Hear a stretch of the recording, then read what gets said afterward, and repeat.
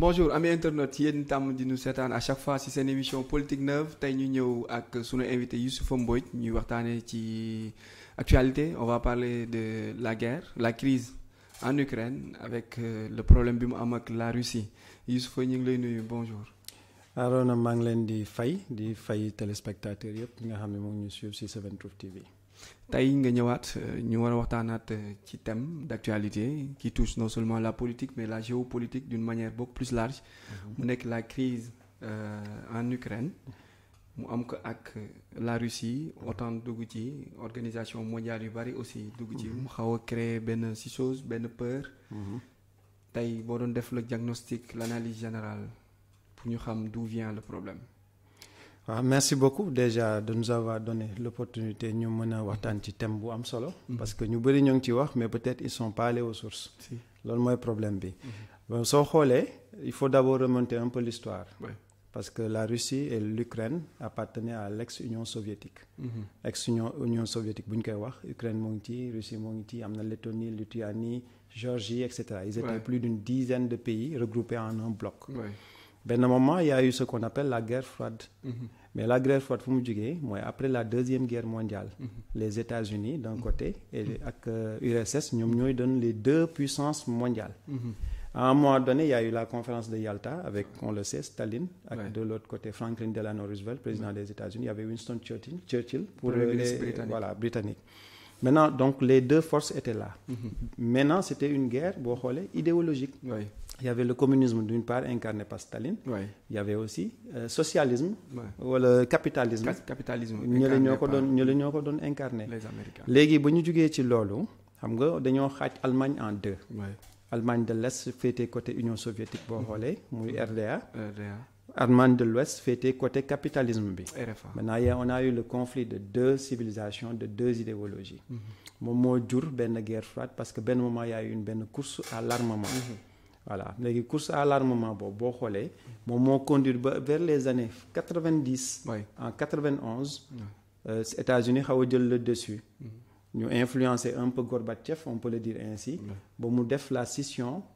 bloc de Union soviétique bi éclaté. Voilà ba mu éclaté nag le plus gros morceau qui restait c'était la Russie. Ukraine détaché wu Lettonie détaché wu. Lituanie ak yeneen pays voilà yooyu yëpp mu détaché wu. maintenant boo xoolee à partir de là-bas ci éclatement bloc soviétique boobu noonu Gorbatchev dafa amoon benn lu ñu naan gentleman agreement. benn accord. Mais malheureusement il a fait l'erreur il n'a pas couché sur le papier. C'était un accord tacite moral. mu ne normalement. comme ñoom créé woon nañ OTAN. l'organisation du traité de l'Atlantique Nord. qui se trouvait être le bras armé. mené par les États-Unis pour protéger ay France Grande-Bretagne parce que États-Unis il est rentré dans la guerre de 45 en dernier lieu. léegi pour prévenir des soulèvements de ce genre nazis et cetera. Ils ont organisé, ils ont créé l'OTAN avec comme cheval de bataille les États-Unis. Maintenant États-Unis ñoom d'une part ba ñu kiiwee bloc soviétique bi ils ont fait une négociation. Gorbatchev il avait la garantie des États-Unis à travers James Baker, le secrétaire d'État américain. Comme quoi pays yi jógee ci Union soviétique yi kenn du ci dugg OTAN. Mais qu'est-ce qu'on a vu en 2000 vers les années 2000. Clinton commençait déjà di si waxtaan ak Poutine. Mais parce que l'Iran constitue une menace. Il faut pour les Américains. Voilà déjà mu ne le traité qu'ils avaient signé en 19 vers les années 70 entre Richard Nixon le président américain ak Brejnev le président russe que ne mooy la limitation des armes stratégiques la non prolifération des armes stratégiques ñu ne accord boobu dañ ciy génn parce que à côté l'Iran moo ngi foofu moo ngi enrichir son uranium il va vers une arme nucléaire ñu ne dañuy def scission boobu ñu def non seulement ñu déchirer protocole boobu noonu mais en même temps ñu ne ñu commencer di faire adhérer des pays de l'ex-Union soviétique dans l'OTAN xam nga loolu c'est un problème. Donc quand tu vois la Roumanie la Hongrie wala yenn pays yi nga xam ne. Croatie. Voilà ñu dugg ci OTAN. dugg Union européenne en même temps. Et quand ils rentrent dans l'OTAN le chef de guerre ce sont les États-Unis. dañuy ñëw seen système d'armement bi leen base militaire et cetera ils peuvent s'implémenter là. Donc ce qui est arrivé. c'est que Russie s'est retrouvée encerclée. loolu la Poutine expliqué. ne il pouvait pas admettre que Ukraine bi nga xam ne moo ko laissé woon comme dernier morceau. ak Géorgie ñooñu ñuy dugg ci OTAN. te les États-Unis ont tout fait. pour que Ukraine ñu am fa benn base militaire. boo xoolee actuellement les États-Unis ils ont investi tout récemment pas moins de 2,5 milliards de dollars en armement yu ñuy jox Ukraine. donc boo xoolee 2 points. l'acte de non prolifération des armes stratégiques. yi nga xam ne moom lañ signé woon dañ ko xotti avec George Walker Bush. mooy Bush junior. Bush père. Bush fils. En 2004 ou 2001. Oui. Après maintenant il y a eu des États de l'ex-Union soviétique yoo xam ne dañoo ñëw dugg ci OTAN. muy 2 actes. En plus de ça ba ñuy génn ci acte de non prolifération armes stratégiques yooyu noonu. ñoom ñoo ngi woon survoler le territoire de l'ex-Union soviétique. Alors que Russie benn moment arrêté woon nañ parce qu'ils n'avaient plus les moyens. Il y a eu une crise après l'effondrement après la guerre froide. Tu vois. Mais non seulement ça, mais ils ont continué un peu à avancer ci pôle stratégique yi. léegi nag pour pallier à ça, Russie benn moment ils étaient obligés quand même de se défendre. C'est pourquoi on a eu la Crimée. boo xoolee Crimée. ak le Donbass. la moo tax mu récupérer ko quelque part ça peut se comprendre. Tu vois. Bon pour résumer daal c'était ça. Donc Donbass c'est Donetsk ak Lugansk. Mais Donetsk ak Lugansk. ce sont des pro-russes. ñoom ils ont fait un référendum. ku def référendum ne man dama bëgg dem ci Russie. oui ou non. nga décider. à 93%. pour Donetsk ak kii pour rejoindre ay rusophones. waaw léegi ñu bëgg leen ko empêcher. à un moment donné il y a eu un bombardement massif des pro-russes. yi nga xam ne ñoo ngi dans ces zones là. ce qui fait que dañ naan guerre bi dafa commencé mais guerre bi commencé na il y a 8 ans. c'était depuis 2014. dafa nekk di jeex. bien avant 2014 il y a eu une guerre de positionnement. Voilà il y a eu une guerre de positionnement parce que boo xoolee. vers les années 2004 il y a eu la révolution orange. Ça veut dire que les Ukrainiens. on a eu une élection. Yanukovych moom moo gagné. mais ñu ne Yanukovych du fi doxal. Finalement ñu def révolution orange bi. Finalement l'autre moo mujjee yéeg Loukachenko du moins. Loukachenko mu yéeg doxal pendant 4 ans. Pendant ce temps-là il a signé un traité avec les Européens. d'alliance. avec l'Union européenne. Effectivement xam nga ñoo ngi avancé ndànk-ndànk.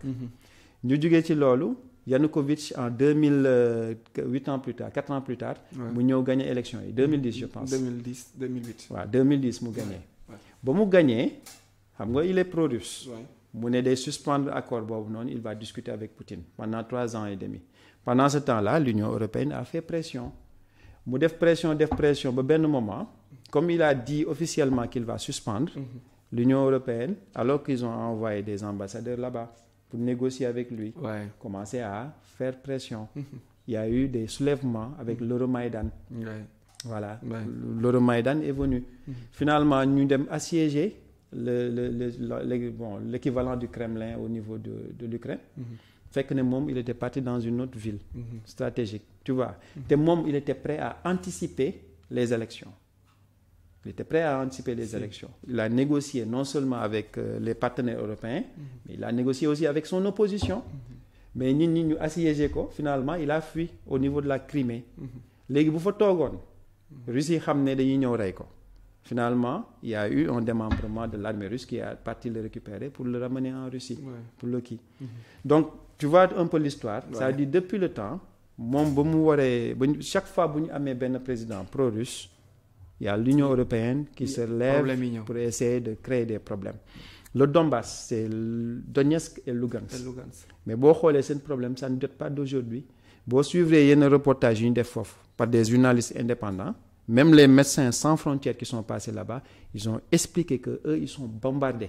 te du bombardement yi ndaw. armes yoo xam ne vraiment c'est des armes d'extermination. bu ñu la wanee yenn images sax da ngay yéemu. Donc ça veut dire que quand on voit ni ne Poutine dafa dem agresser l'Ukraine. Voilà. Alors que en réalité il a parlé d'opération spéciale. On peut dire nettoyage militaire. Pour démilitariser. Et pour dénazifier. Dénazifier mooy lan mooy génn nazi yi nga xam ne ñoo nekk foofu loolu nañ ci ñëw. D'accord.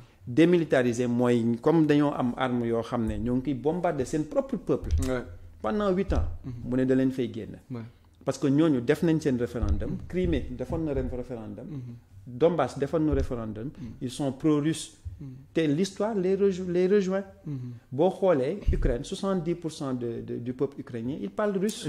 Donc ils sont liés par l'histoire. léegi boo regrouper loolu yëpp ils ont le droit yaxeeti de dire que ne ñu on va au niveau de la Russie. voilà fii lañ far pendant ce temps là 8 ans. Poroshenko ki nga xam ne moo remplacé Yanukovych. discours bu mu njëkk a def mu ne les enfants qui sont à l'ouest de l'Ukraine vont aller à l'école. ñi nga xam ne nag duñ dem ils sont à l'est ils vont aller dans les caves.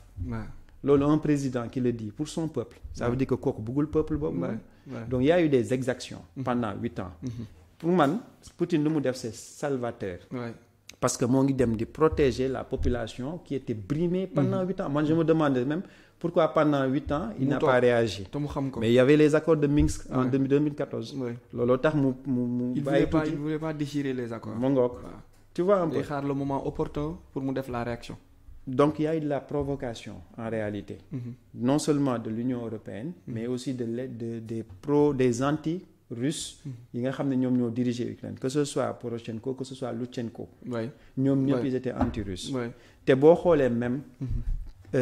Poutine lu muy expliquer. lu neex a dégg la.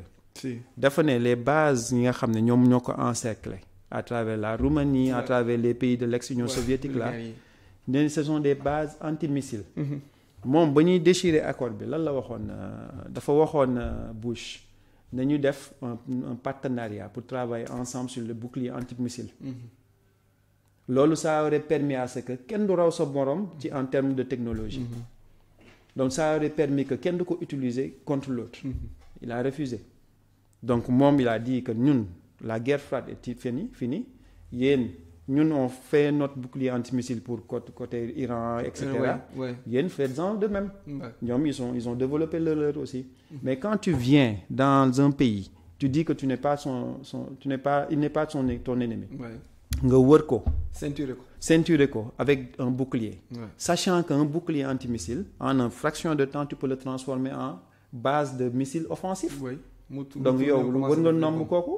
est-ce qu'il va se laisser faire. non te il t'a averti pendant longtemps. voilà toute l'histoire donc bu ñu xool rek ne Poutine envoyé na te et puis même. on dit qu'il a envahi. il a parlé d'opération militaire spéciale. il a parlé de dénazifier et de démilitariser l'Ukraine. nazis yi nga xam ne ñoo nekk foofu. mais c'est connu c'est le régiment Azov. régiment Azov ce sont des nazis. des nazis d'idéologie. donc comme au temps de Hitler. boo xoolee même seen armoire yi. maanaam seen couleurs yi ak seen symboles yi. mais c'est une croix gammée c'est comme la croix gammée c'est un Z mais en réalité c'est une croix gammée. croix gammée pour rappeler nit ñi moom mooy le symbole de Hitler. donc boo xoolee en globalité régiment boobu noonu comme d'autres régiments qui sont là-bas. ñoom ñëpp ce sont des régiments à connotation nazie. moo tax mu ne je vais dénazifier te non seulement ils sont pas considérés comme milice mais comme un groupe paramilitaire boo xam ne ñoo intégré le ministère de l'intérieur l'armée ukrainienne donc il a raison de dire que ne même l'Europe devrait faire ce nettoyage là à mon avis parce que c'est dangereux te ce qui s'est passé en réalité c'est que ces régiments nazis là mun ñu jug nii rek comme ça il y a des oligarques qui sont derrière eux en particulier l'oligarque qui est derrière le régiment Azov. C'est un oligarque d'origine hongro, ukrainien et Israël. Ça dit beaucoup de choses c'est-à-dire ñun dañuy def la distinction entre le juif de naissance ak le juif de vocation wala de confession. parce que mën nga nekk juif de confession mais mën nga bañ a nekk juif de naissance. Pourquoi on a exterminé les juifs particulièrement avec l'Holocauste. Loolu c'est une question à se poser. Sous Hitler. Plus de 6 millions. Voilà. De juifs. Donc il y a deux types de juifs à distinguer. te loolu l'histoire inchallah va le démontrer. Donc les nazis là ñoom en réalité ce sont des juifs de confession. Le milliardaire dont je te parle c'est un juif de confession. te moom mooy dooleel nazis yi. Donc il y a un link. nit ñi noonu lañ xamul. Même Hitler est-ce qu'il n'était pas juif. Question marque. C'est une question. Voilà. Donc boo xoolee fu ñu toll nii. ci jamono. dafa laaj nit ñi tey ci lépp luy information. Approfondir moytu médias yi aussi. Parce qu'il y a deux types de guerre. Ouais. Il y a la guerre physique sur le terrain, mais il y a une guerre d'information. Ouais. Qu'on est en train de se qui est en train de se dérouler. Comme ça. Les médias occidentaux ñoom ñëpp koo ci dégg. day mel ni Poutine moo dem tooñ. moo tooñ. Alors qu'il a averti. Alors que c'est pas le cas. Donc bu ñu jëlee d'une manière ramassée ce que vous venez de dire. Tey quel est le rôle de l'Europe? Qui dit l'Europe dit Union européenne, dit Macron aussi dans ça. Bon, Macron, il assure la présidence de l'Union européenne pour 6 mois. Moom day il doit aller aux élections. Mën naa mu bañ a nekk président, mën naa mu nekkaat ko. Donc lui, il dit qu'il a fait un voyage à Kiev et à Moscou. À Moscou. Pour discuter. Moscou, ouais. Mais encore une fois, ñun xel day jariñ lu dul xalaat du jariñ lu dul xalaat. Macron, on l'a vu dans son propre pays se comporter en dictat. Ouais. Nous, on est dans un pays boo xam ne peut-être côté vaccination sax tu as vu que on est à 1,5 million. Ouais. Mais est-ce que forcé nañ fi kenn? Est-ce qu'il y a un pass vaccinal? Ça va pas se faire, ça passe pas dans ce pays. Non. Moom il a forcé ces gens à vacciner à 90%. Ouais, il a forcé et il a fait benn interview boo xam ne il a dit carrément aux gens les non vaccinés, j'ai envie de les emmerder. Oui, il a dit. Loolu un président démocrate doit dire ça. C'est pas son rôle. Donc quel type de gens moom moo nekk foofu noonu. Donc nañ comparer. Russie, ils n'ont agressé personne. Bu ñu xoolee même dans l'histoire, le pays qui a le plus envahi les autres pays, mais sont les États-Unis et la France. Libye, c'était qui? C'était Obama et Sarkozy, non? Ñoom ñooy envahisseurs yi pour man. Donc nañ faire le distinguo entre celui qui est la victime wala qui est en self-défense ak ki nga xam ne mooy agressé. Ne nous laissons pas manipuler. L'Union européenne fu ñu nii avec von der Leyen comme présidente de la Commission. Chaque jour ñu def benn publication on sanctionne. Ouais. On n'a jamais vu autant de haine, autant d'exactions contre un pays. Oui. Parce que lan dafa intégrer dans son territoire deux régions yoo xam ne pro-russes qui ont fait le référendum, qui ont accepté d'être russes. Et donc il les dérange. Il dérange. Ouais. Il dérange. Alors que léegi l'Europe a échoué, peut-être fu Europe échoué face à des négociations wala face à une situation présente comme ça devant Poutine. Est-ce que foofu l'Afrique pourra le faire avec l'Union africaine? Pour man l'Union africaine, on a des affaires plus urgentes à régler. Voilà. Parce que ñun déjà on est dans la pauvreté. Ouais. On n'a pas de souveraineté économique. On n'a pas de souveraineté monétaire. Maanaam ñun amaguñu suñu xaalisu bopp. On a des défis qui nous attendent. Est-ce qu'on va faire comme première guerre ak deuxième guerre nga xam ne ñun wala ñi nga xam ne ñu sont valides dañuy dem di guerre xeexi ji au niveau de la Crimée wala au niveau de Russie? Comme les tireurs ailleurs. Ouais. On va pas faire ça. C'est dépassé. On n'a même pas le temps. On a des urgences. Urgence yi mooy lan? Afrique dafa war a développer wu te ça ne peut se faire qu'avec l'indépendance de la monnaie. Ouais. On a beau le dire, c'est un problème d'éducation bi amoon temps yi passé. Ouais. Mais c'est un problème de budget. Si réellement on avait 40% du budget dédié à l'éducation, parce que l'éducation coûte cher, mais on n'en parlerait pas. Ouais. On a des priorités. Pendant combien d'années aussi? Dafa yàgg. Voilà. Ouais. On a des priorités. L'éducation est là. Nous devons développer notre secteur industriel. Ouais. Nous avons le pétrole et le gaz à explorer. Ça doit avoir des retombées économiques. Donc taluñu ko. Maintenant nag du ñu wax ne la case brûle rek ñu noppi. Te moom la ñuy def nii mooy def des élections des émissions pour éclairer la lanterne des Sénégalais. Parce que gars yi gaaw a far te les médias d'Europe dañoo intelligents. te ñun dañuy copier-coller. Dañuy ñëw RFI wala TV5 Monde wala France 24 dem wane image yoo xam ne ça date de 2014. Ouais. Temps guerre bi nga xam ne moo amoon lu foofu noonu Donbass. ñu indiwaat image yi. daté ko en 2022. Anti-daté ko. On peut pas continuer à être manipulé de la sorte. nañ nit ñi tey bu situation bi amee bu mel nii nañ dem aux sources.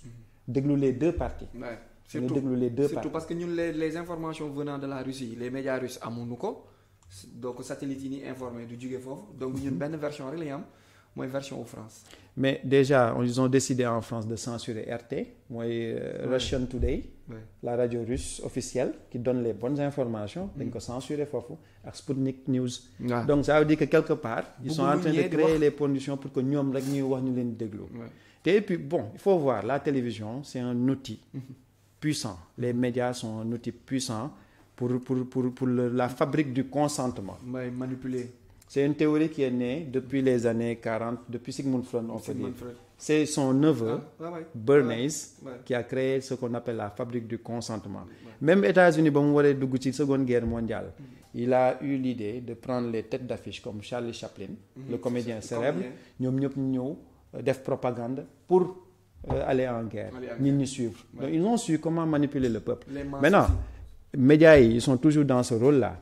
Donc, il faut des médias indépendants qui retracent la vérité. Voilà un défaut. Voilà. Vous n'y avez un problème de ce genre-là. Nous avons les France, les Europe, les États-Unis, nous avons les Russes. Mais est-ce qu'actuellement, l'information côté russe est assez partagée? Non, ils sont censurés de partout. Mais n'empêche, rien ne peut arrêter ce qui va venir. La lumière chasse toujours les ténèbres. Nous fi di tout le temps.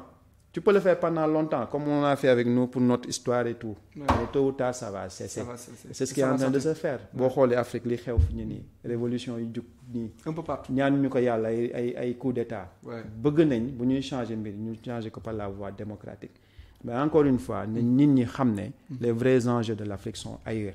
Maintenant, dans les crises pareilles, Russie, c'est un partenaire stratégique de l'Afrique. Ils ont créé un sommet à Sochi. Russie-Afrique.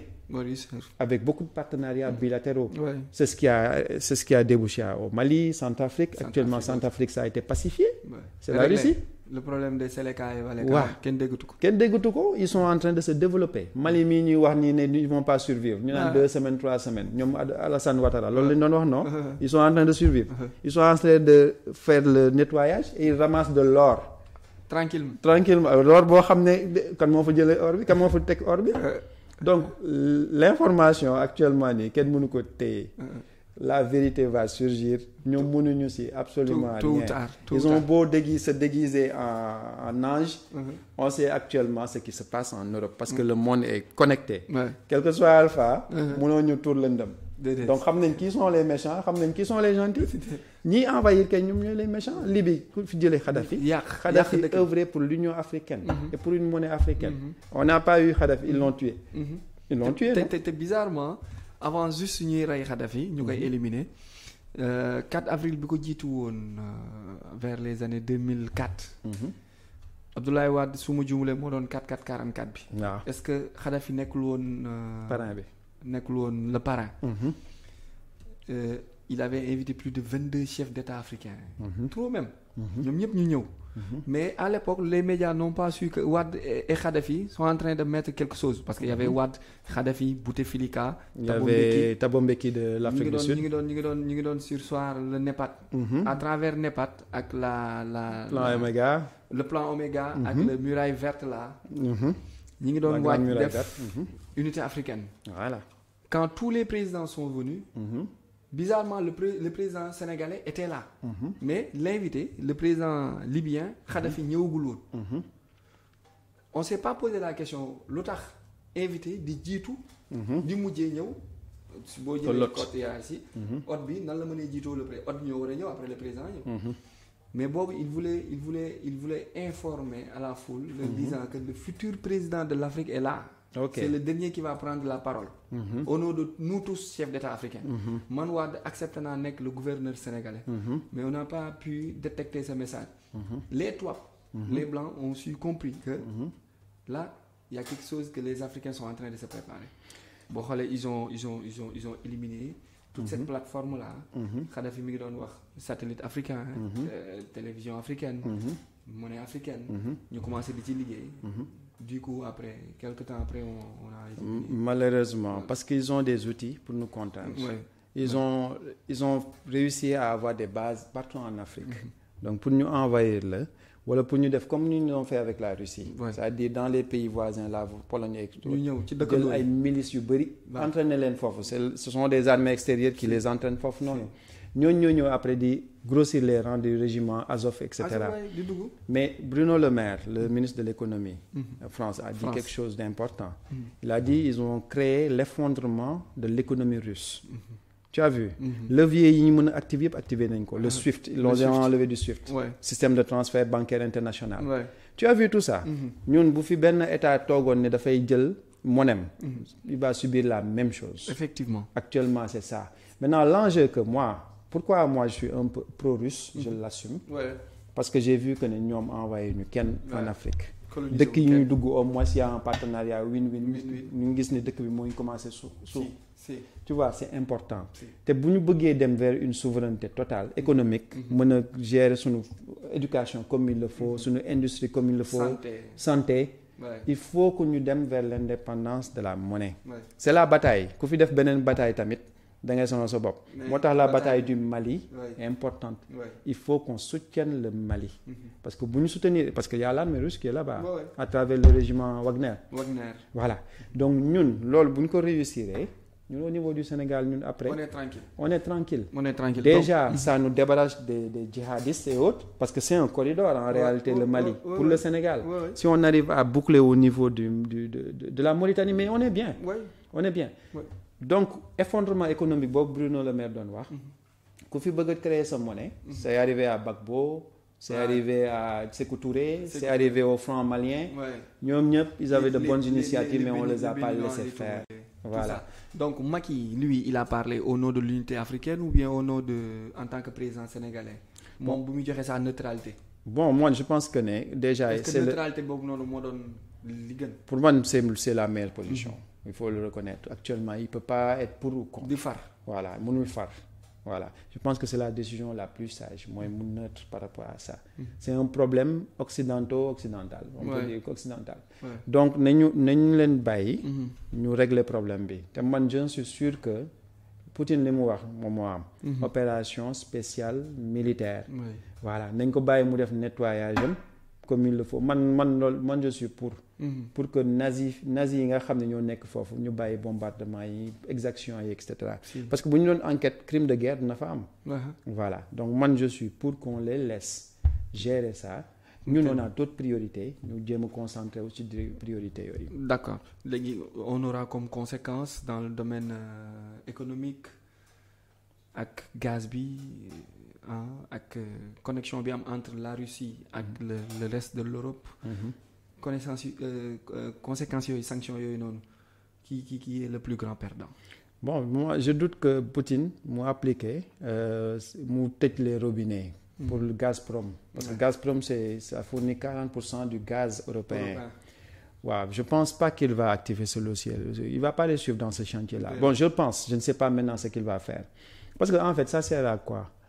Lui, il n'est pas pour des génocides. Il y a des habitants européens qui n'ont rien fait. C'est leur élite. ñi nga xam ne ñoo leen diriger ñoom ñooy def exaction yi. Pourquoi fermer le robinet et créer des morts en Europe? Ça ne sert à rien. Le monde a assez eu de morts. Il faut qu'on aille vers des messages de paix. Je pense qu'il est dans ça. Il a parlé d'opération stratégique militaire. ñun ñi ba léegi defuñu attention ci terme yi mu utiliser. ba léegi déggoo fi ay morts. dañuy wax nii rek. di wane image yoo xam ne jàll na. ak naan bombardé na population bi alors que moom ay bases militaires ak ay sites bien ciblés lay viser. moom il n'est pas là pour tirer sur la population. On manipule l'opinion. dañuy toog ba si ak génne benn news ñu ne il a bombardé une centrale nucléaire. mais après ce sont les Ukrainiens yi ñoom ñoo ko kii mais qui nous dit que l'obus là ne vient pas de l'armée d'Ukraine. ñoom ñëw taal ko pare joxe information bi ni Russie moo ko taal. Voilà c'est pour les mettre en mal avec le peuple mais en réalité on n'a pas vu d'effusion de sang. encerclé nañ benn ville boo xam ne tu vois un cortège sur 60 kilomètres de bataillons russes. mais ba léegi déggoo ñu tirer ba léegi déggoo ñu def ay affaires. donc ils sont dans une opération spéciale. c'est ça qu'il faut retenir. et que d'ici peu. Après bu demee ba ne dénazifié bu ko neexee mu jox affaire bi à quelqu'un. Donc il y aura pas mu jox peuple ukrainien ñu doxal seen bopp. ñu def seen doxal seen bopp. Donc il y aura pas de troisième guerre mondiale. Je ne le pense pas. Ou bien on assiste à la fin. Non, je ne pense pas. On peut assister à une guerre informationnelle. Loolu moom c'est une guerre qui existe déjà. Manipulation des masses à travers l'information. Est-ce que c'est pas la troisième guerre ou bien? Ça peut être la troisième guerre mondiale à mon avis. Parce que tout est information. Pour ñi wax naan Poutine est en train de déclencher la troisième guerre. Non, il y aura pas de troisième guerre parce qu'en réalité. Interviewé nañ ko Oliver Stone pendant 2 ans il a été à côté de Poutine. Interviewé na ko par rapport ak. Guerre bu amoon est-ce que États-Unis mooy gagner wala moom qu'est-ce qu'il a répondu mu ne non États-Unis du gagner mu ne que est-ce que la Russie va survivre mu ne non parce qu'en réalité personne ne survivra à une guerre. Ouais. yow ils ont créé une guerre benn bombe bu ñu woowee Satan 2. Ouais, ouais. Satan 2 ça peut détruire tout un pays en un temps record. On n'a pas intérêt à créer une guerre atomique. moo tax moom il avait bombe buy taal dëkk. l'accord de non prolifération des armes là c'est ça qu'il fallait signer. C'est ça qu'il fallait garder pour qu'aucun pays n'ait à développer ses recherches muy doon danger pour tout le monde. Voilà, moi je pense que c'est ça. Ahmadine Diat. Il faut un monde de paix. Ouais. Ahmadine Diat. L'Iranien. L'ex-président. Commencé woon na ko fi mais du coup danaa au lendemain sax après de ses recherches médias occidentaux yi ak élite occidentale bi may ñu ko jàmmoo. Bon, parce Iran, que waroo am tout en sachant que ñoom ils gardent ça. Les France là et Allemagne, Angleterre, États-Unis ñoom ils ont des bases yi nga xamante ni am na ay armements nucléaires yu sophistiqués mais ils veulent pas que yeneen pays aussi am ko. Ah, ça là, aussi c'est une injustice pour moi. L'idéal aurait été que arme nucléaire bañ a am. Pour tout le monde, pour tout le monde. Maintenant nag tu peux pas vouloir la paix mais bàyyi waa ji di développer benn arme nucléaire yow tamit nga toog di croiser les bras tout en sachant que si yow lay ñëw. Parce que lu ñu ko encercler noonu xamoon na ni si moom la ñuy ñëw. moo anticiper il a raison. Voilà, tout en restant dans le droit, tout en restant dans la légitimité. Mais li ma gis laal mooy Iran. Ils avaient dit à un moment donné qu'ils allaient faire du nucléaire civil. Ouais. Voilà, parce que le nucléaire on l'utilise pour l'électricité. ñun bu ñu amoon benn centrale nucléaire fii duñ soxla ci yeneen centrale yi. Ça pouvait alimenter tout le Sénégal. boobaa ñun suñu activité économique day dem. Donc le nucléaire na doon civil. Arme nucléaire yi yaa xayti naka gars yi bàyyi. Voilà, ku nekk de ton côté. Bu ñu passé, j'espère que quand on va dépasser ce conflit là, les gens vont aller vers un monde de paix. Parce que jàmm rek fi xaj. li ma lay wax rek ci habitants français européens yi ñoom seen j'ai rien contre eux. Sont les dirigeants yoo xam ne ñoo am ay idéologie yoo xam ne il faut ñu contrôler ko. Idéologie nazie fa la jógee d'idéologie d'hégémonie fa la jógee en réalité. Il y a des gens qui se croient plus intelligents que les autres, qui se croient meilleurs que les autres. Mais c'est la philosophie arienne de Hitler. Qui un tel moo gën fekk ne fii on est né égaux, que ce soit la couleur, que ce soit l'ethnie, ñun ñëpp a yem fa yàlla. Voilà, donc nañu jéem a ñun ñëpp politique nañu jéem a fexe ba àdduna bi donne un havre de paix. Ça commence par les politiques. Pas de violence.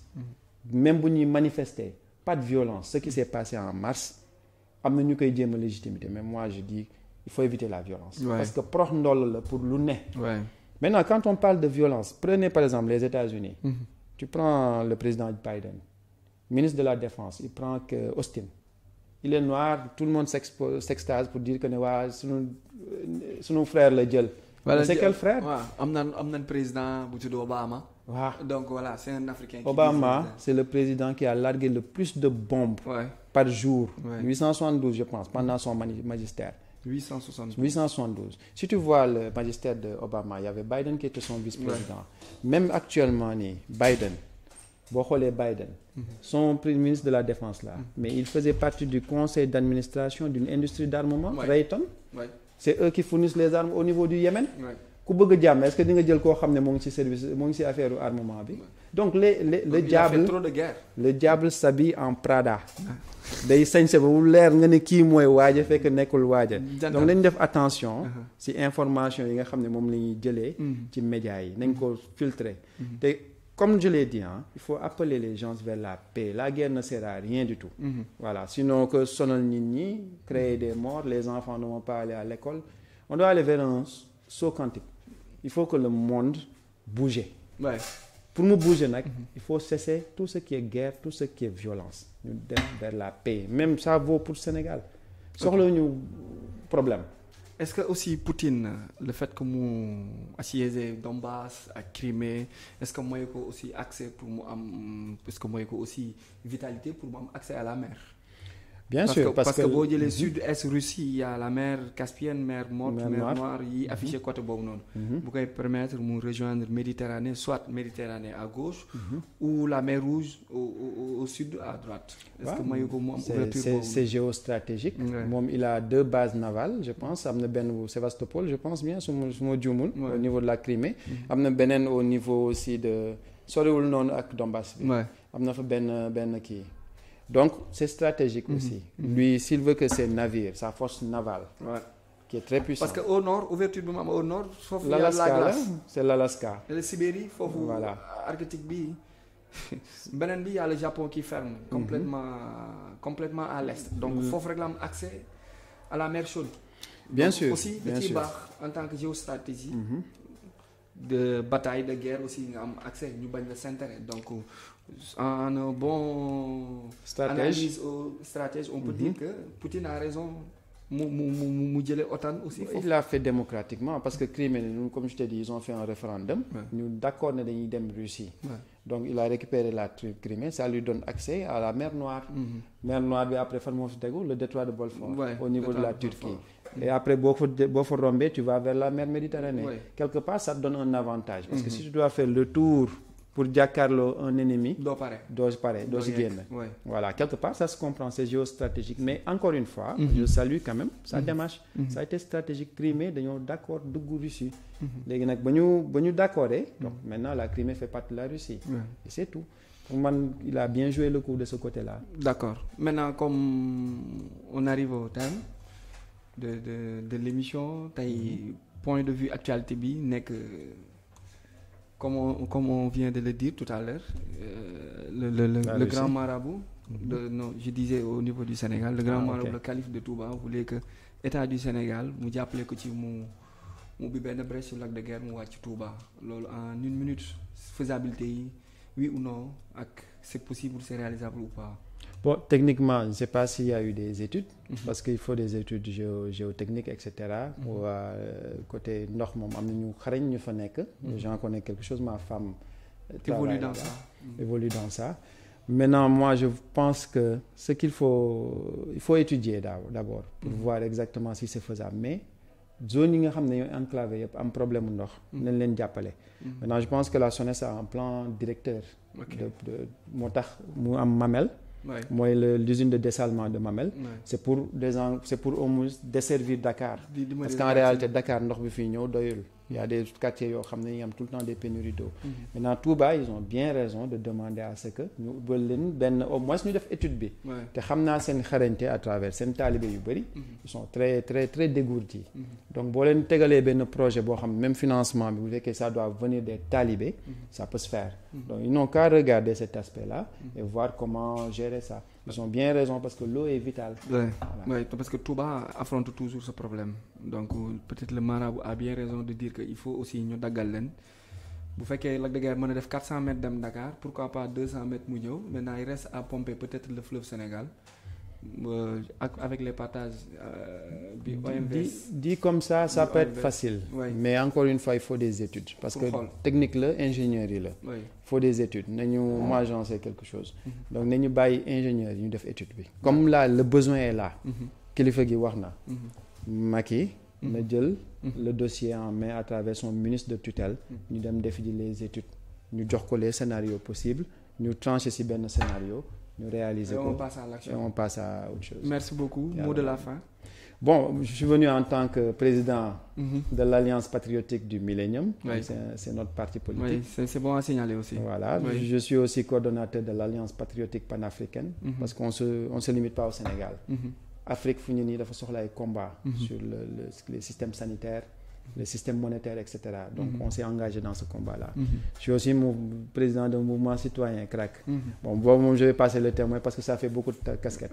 Mais maa ngi remercier waa Seven Truth pour l'opportunité qui a été donnée pour mën a ñëw exprimer wu sur l'affaire de la Russie et sur des sujets divers aussi. Merci beaucoup pour l'invitation.